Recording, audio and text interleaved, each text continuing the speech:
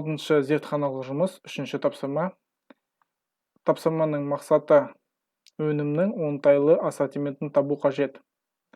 Бізге берілген 4 товар A, B, C, D деп алынған, және де 3 ресурс: Library, Material, Financial. Ол дегеніміз еңбек, материал кез келген болуы мүмкін, және де финанс, то есть қаржы болып келеді. Және де сәйкесінше 4 товар, то есть құндар болып келеді. Есептің мақсаты осы 3 ресурсты жұмсай отырып, или қолдана отырып, 4 товарды шығару керекпіз. Және де осы товарды шығара отырып, көп қаржы табу болып келеді. Жақсы, осы есепке қарай отырып, келесі кесте құрылады бізде. Бұл дегеніміз, бірінші жолда товар аттары A, B, C, D болып келеді. Екінші жолда бізде сәйкесінше материалдар болып келеді. Көріп тұрғаныңыздай, бірінші товарды шығару үшін бізге 8 еңбек керек, 7 материал керек, және 15 финанс, то есть қаржы керек. Сәйкесінше бұл товар шығару үшін еңбек күші 3 болу керек, материал 8 болу керек, және финанс 14 болу керек. Сәйкесінше келесі товар орналастырылып тұр. Келесі бізде бағанда көрсетілген еңбек ресурсының шектеулі болып келеді, ол 800 болып келеді, материал бізде 2000 болып келеді, және де финанс бізде 2900 болып келеді. Барлық ақпаратты біз осы жерден алдық. Жақсы, енді осыны мен кестеге сызу керекпін. Көріп тұрғаныңыздай, бізге берілген ақпаратты Excel-ге көшірдік. Тек қана ақпаратты көшірдік. Келесі мақсатымыз бізде келесі функция көшу болып келеді. Ол дегеніміз, келесі ақпаратты қолданамыз. Ол бізде товарлардың құны болып келеді. Ол үшін біз келесі кесте құрамыз. Бірінші бізде әрбір товардың сандар болып келеді. Егер де біз бірінші товардан біреу шығарсақ, екіншіден біреу, С-дан біреу, Д-дан біреу шығаратын болсақ, және де астында құны беріледі. Онда бізге пайдамыз 33 болып келеді. Ол дегеніміз, бірді көбейтеміз 8-ге, көріп тұрғаныңыздай, бірді көбейтеміз 10-ға, бірді көбейтеміз 7-ге, бірді көбейтеміз 8-ге, және де барлығын қосқан кезде 33 болып келеді. Және де осы кестені мен Excel-ге енгіземін. Алдында айтып кеткендей, біз кестені енгіздік. Әзірше бізде ешқандай операция қолданылған жоқ. Келесі бізге барлық сумманы шығару керек. Ол үшін біз тең дегенді басамыз. Содан кейін бірінші товарымызды көбейтеміз, оның құнына қосамыз. Екінші товардың санын көбейтеміз, оның құнына қосамыз. И осы операцияны барлық товарлармен қайталап шығу керексіздер. Сол кезде бізде жауап шығу керек. 33. Көріп тұрғаныңыздай 33 шығыпты. Енді келесі мына кестеге көшу керекпіз. Ол дегеніміз, алдында айтып кеткендей, бізде шектеу берілген. Біз осындай кесте қарастырамыз, шектеуді. Егер де көріп тұрсаңыздар, бірінші кестеде 8, 3, 4, 4 берілген, және де ол бізде осы ресурс 800 ғана болады.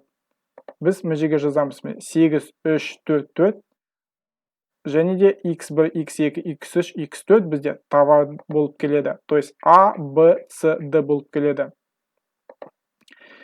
Және де егер де барлығы бізде бірден алатын болсақ, мұнда көрсеткендей, бір товардан болатын болса, онда біздікі тек қана 19 болады. Екінші жолда бізде 37 және 56 болады.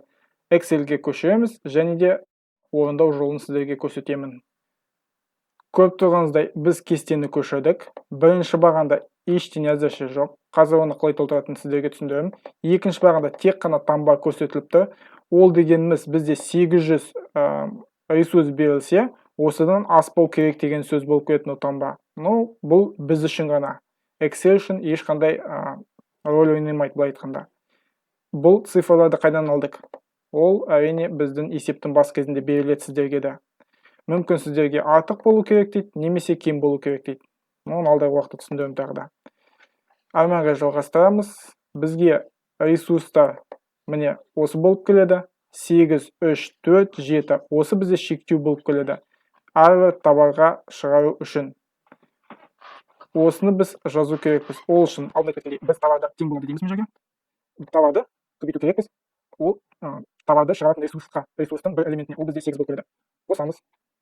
Келесі бірді көбейтеміз 3-ке, қосамыз. Бірді көбейтеміз, то есть с товарына көшеміз, көбейтеміз оның қанша ресурс қажет ететініне, қосамын товардың санына және де қажет ететін ресурсты көбейтемін. Көріп тұрсаңыздар, бізде 19 шықты. Егер де мында қарасаңыздар, бізге сәйкес келіп тұр.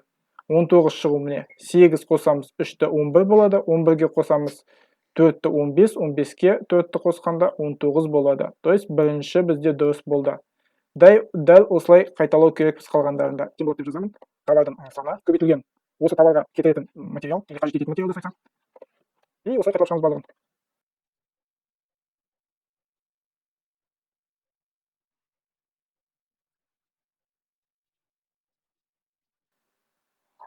Бәрін толтырдық, сәйкесінше болып тұр. Қалғандарын мен қайталамаймын, өздеріңіз тексерулеріңізге болады. Келесі қадамда ағылшынша solver деп аталады, орысша поиск решений деп аталады. Соны біз қосу керекпіз. Көріп тұрсаңыздар, мен dataны басқан кезде, немесе данных орысша болса, ештеңе көрсетпейді. Өйткені соңғы Word или Microsoft Office орнатқан кезде олар настройкасында орнатылмайды, то есть қойылмайды. То есть қосымша настройкасына кіріп, оны орнату керекпіз. Ол үшін басамыз файл, егер де орысша болса, содан кейін болады сізде параметр, немесе ағылшынша option деп аталады. Басамыз. Содан кейін бізге update inst, есімде жоқ қалай деп аталатын орысшада. Және де табу керекпіз мынандай пунктті Excel update inst дегенде. Содан кейін go басамыз. И бізде бірнеше ұсыныстар бар. Осы жерде solver update in дегенде галочка қоямыз. Және де OK дейміз. Көріп тұрсаңыздар, бізде поиск решение шықты. Келесі қадамда біз басамыз мынау жауапқа, немесе total. Содан кейін басамыз solver, немесе поиск решение. Көріп тұрсаңыздар, біздің жерде ячейкамыз жазылу қажет. Содан кейін max табамыз. И және edit, немесе добавить болады сіздерде. Содан кейін бізде мынандай терезе шығады. Біздің мақсатымыз бірінші орналасқан 19.37.56-ны енгізу керекпіз. Екінші бағанға біз енгізу керекпіз 80, то есть 800, 2000, 2900-ді. Ол үшін біз басамыз и бұлай енгізе салуға болады. Келесі қадамымыз екінші жақты басамыз және де енгізе салуға болады. Содан кейін мұнда таңбаларды қоюға болады. Үлкеннен кіші деген сияқты. Бізде есепте кездеседі мына 3 пункт. 2 пункт қана кездесу керек. Тең кездескеннің есімде жоқ. Осыны ескеріңіздер. Сіздерге айту мүмкін. Осы товардан көп болу керек дейді. Онда біз мынаны аламыз. Біздің жағдайымызда бізде осындай ғана ресурс, сондықтан аз болу керек дейді. Сондықтан біз кіші деп алып жатырмыз. Содан кейін басамыз добавить, update и OK деп басуға болады. OK. Көріп тұрсаңыздар, бізге мынандай енгізілді. Немесе оны жеке-жеке енгізуге болады. Мен ол туралы сіздерге айтпай қойын. Ең жеңіл ол бізде бағанмен енгізе салу. Содан кейін мына жерде бізде галочка тұру керек. Содан кейін болады поиск решения линейных задач, қателеспесем. Ол бізде екінші. Басамыз. Келесі қадамда бізге товарлар сандарын өзгерту болып келеді. Ол дегеніміз А товардың саны, Б, С, Д. Ол үшін біз екінші жолға басамыз. Және де барлығын белгілейміз. 4 торымыз бізде енді. Және де басамыз есептеу. Поиск решениені. Басамыз OK деген батырманы. И бізге осындай жауап шықты. Бұл дегеніміз ең ыңғайлы шешім бізге екінші товарды сатқан. Оның 207 данасын сатуға болады дейді. Және де бізге пайдамыз осындай түседі.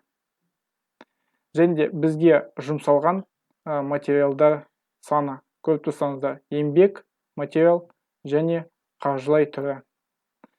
Осымен бізде үшінші тапсырмамыз аяқталды. Сау болыңыздар.